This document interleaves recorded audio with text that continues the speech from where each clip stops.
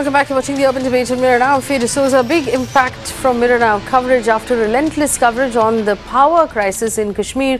The Jammu Kashmir government has finally assured 95% restoration by tomorrow evening. This comes after 6 days of a power cut in Jammu and Kashmir after power transmission towers were knocked down by less than a foot of snow. My colleague Farid joins us right now for an update. Farid, 6 days in freezing temperatures without electricity. What is that like? What are the challenges that people in Kashmir are facing right now?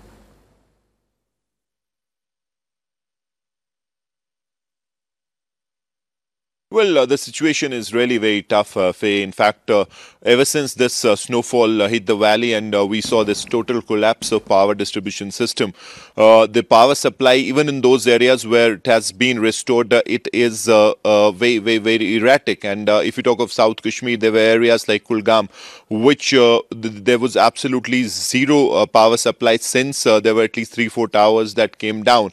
Now, as you rightly said, since we have followed this story relentless reportage of the facts on the ground and how people are suffering big time in these sub-zero temperatures.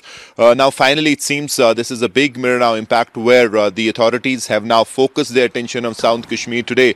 The governor had, in fact, dispatched an advisor, senior advisor to South Kashmir, one, to assess the horticulture damage, and number two, importantly, to have first-hand account of what's happening on the ground as far as power restoration is concerned. We've been told that temporary towers are being erected just to ensure that somehow they manage to connect the Kulgam grid, and from there they can supply power to the common man. That we have been told that will happen. 95% restoration may happen by tomorrow evening. That's the deadline we have been given, and we'll follow that.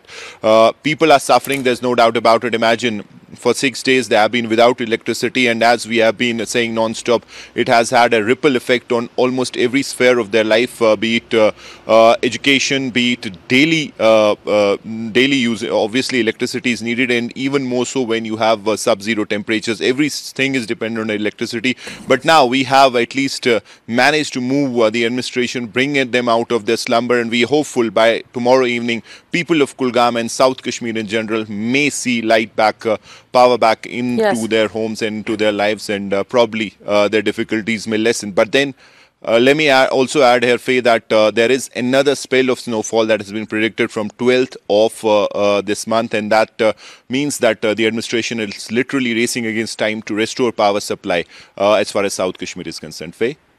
All right, Farid, many thanks for bringing us that update and for your relentless coverage of the issue and the area.